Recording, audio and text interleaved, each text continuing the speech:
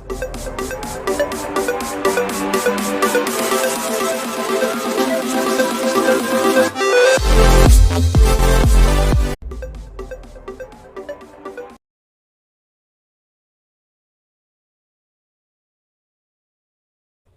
वालेकुम। आजकल एक टर्म बहुत ज़्यादा यूज़ होती है, पहले इतनी ज़्यादा यूज़ नहीं होती थी। अब उसका इस्तेमाल ज़्यादा हो गया है, आप लोग सुन भी ज़्यादा रहे होंगे। वो है ब्रेन फॉग या माइंड फॉग। जैसे आप इसके इस तरह से समझें, जैसे हम नेचुरल फॉग होती है तो हम उसमें क्या होता है कि हमें चीज़ें नज़र नहीं आती, हम चीज़ों का इदराक नहीं कर पाते कि कौन सी चीज़ कहाँ पे है। सेम इसी तरह से हमारे माइंड में भी होता है कि जब हम चीज़ों को रिकॉल ना कर पाएँ, हमारे हमें प्रॉपर आइडियाज़ ना आ रहे हों या हमारी कंसंट्रेशन प्रॉपर ना हो रही हो, तो उसको कहा जाता है ब्रेन फॉग या माइंड फॉग। इसकी मिसाल आप इस तरह से समझें कि आपने पेपर की तैयारी अच्छे तरीके से की, तमाम सब्जेक्ट्स को भी देखा, रिविजन्स भी प्रॉपर की। उसके बावजूद जब आप पेपर देने के लिए बैठे, क्वेश्चन पेपर आपके सामने आया, तो आप एक दफ़ा ब्लैक आउट हो गए, आपकी मेमोरी से चीज़ें फेड हो गई और आपको इस तरह से लगे कि ये तो क्वेश्चन ही मैंने पहली दफ़ा देखे हैं। तो अगर आपके साथ भी इस तरह से होता है तो आप इसमें अकेले नहीं हैं, आपको परेशान होने की ज़रूरत नहीं है। ये एक कंडीशन है जो किसी भी वक्त किसी के साथ भी हो सकती है, ये कोई बीमारी नहीं है कि इसमें आपके साथ चलो आप स्कैटर्ड ब्रेन हो जाते हैं, आपकी कंसंट्रेशन प्रॉपर नहीं होती, आपके कोग्निटिव फंक्शंस हैं वो इम्पेयर हो जाते हैं और लैक ऑफ कंसंट्रेशन का आप शिकार हो जाते हैं और आपकी जो मेमोरी है एक ब्रीफ टाइम के लिए ख़त्म हो जाती है या फेड हो जाती है। ये कोई मेडिकल कंडीशन नहीं है, बीमारी नहीं है, बल्कि साइंटिस्ट इस बात पर एग्री हैं कि ये एक वेल नोन रियल किस्म का फिनोमिना है कि कोई भी किसी वक्त भी कुछ फैक्टर्स की वजह से इसका शिकार हो सकता है। इसको आप ब्रीफली इस तरह से समझें कि आप कंफ्यूज हों, डिसऑर्गेनाइज्ड हों और आप अपने ख्यालात को अल्फाज में बयान ना कर पाएँ या फिर हल्का फुल्का भूलपन का शिकार आप हो जाएं और मेंटल क्लैरिटी आपकी ना हो। इसमें सबसे कॉमन आता है फॉरगेटफुलनेस या भूलपन, कि जैसे जैसे हमारी एज बढ़ती है या कुछ हार्मोनल चेंजेस आते हैं तो सबसे पहले ये सिम्टम आना शुरू होती है कि हम जैसे जैसे हमारी एज बढ़ती है, फिजियोलॉजिकल चेंजेस हमारी बॉडी में आते हैं तो हम चीज़ों को आसानी से रिकॉल नहीं कर पाते, आसानी से याद नहीं कर पाते। तो इसमें और भी सिम्टम्स हैं। नींद की कमी का शिकार आप हो सकते हैं, आपको नींद देर से आएगी, सर में दर्द होगा, आपके जो है ना मेंटल फंक्शंस डिस्टर्ब होंगे, आप में चिड़चिड़ापन आ जाएगा, मूड स्विचेस होंगे या मूड डिस्टर्बेंसेस आएंगी, इरिटेबिलिटी आ जाएगी और फॉरगेटफुलनेस जैसी कंडीशंस का शिकार आप हो सकते हैं।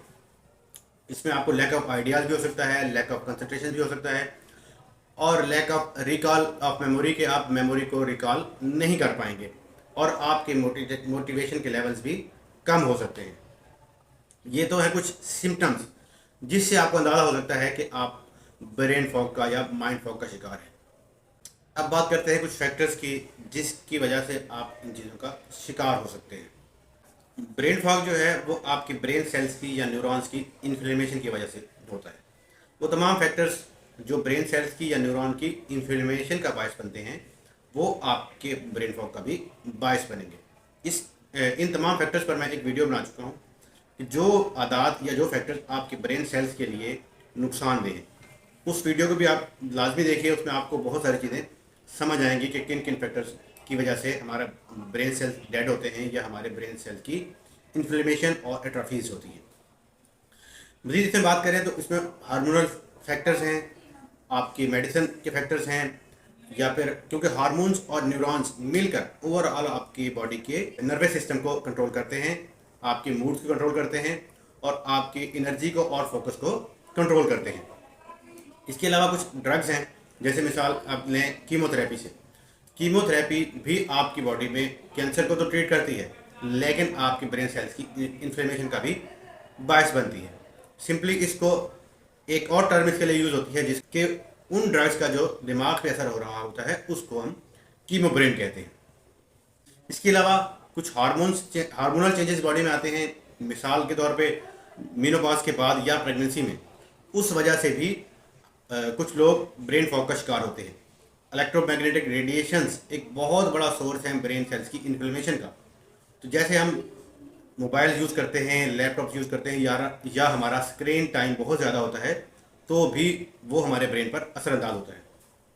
इसके अलावा लैक ऑफ स्लीप है, लैक ऑफ एक्सरसाइज है, या फिर मेन एक फैक्टर है डेफिशिएंसी ऑफ विटामिन्स, मिनरल्स या एंटीऑक्सीडेंट्स की कमी। कि एंटीऑक्सीडेंट्स की जब कमी होती है तो हमारे ब्रेन सेल्स कुछ टॉक्सिन से बहुत ज़्यादा एक्सपोज हो रहे होते हैं। मिसाल के तौर पे पेस्टिसाइड्स हैं, इंसेक्टिसाइड्स हैं, वो भी हमारे ब्रेन सेल्स की इन्फ्लेमेशन का बायस बनते हैं और फिर वो हमें हमारे ब्रेन फॉग का बायस भी बन सकते हैं। अब आपने सिम्टम्स को भी जान लिया, फैक्टर्स को भी जान लिया कि किन किन वजूहात की बिना पर ये चीज़ें या ब्रेन फॉग या माइंड फॉग हो सकता है। अब इसकी प्रिवेंशन आपने कैसे करनी है या इससे बचाव आपने अपना कैसे करना है, या अगर आप कभी इसका शिकार हो जाते हैं तो अपने आप को किस तरह से रिकवर कर सकते हैं।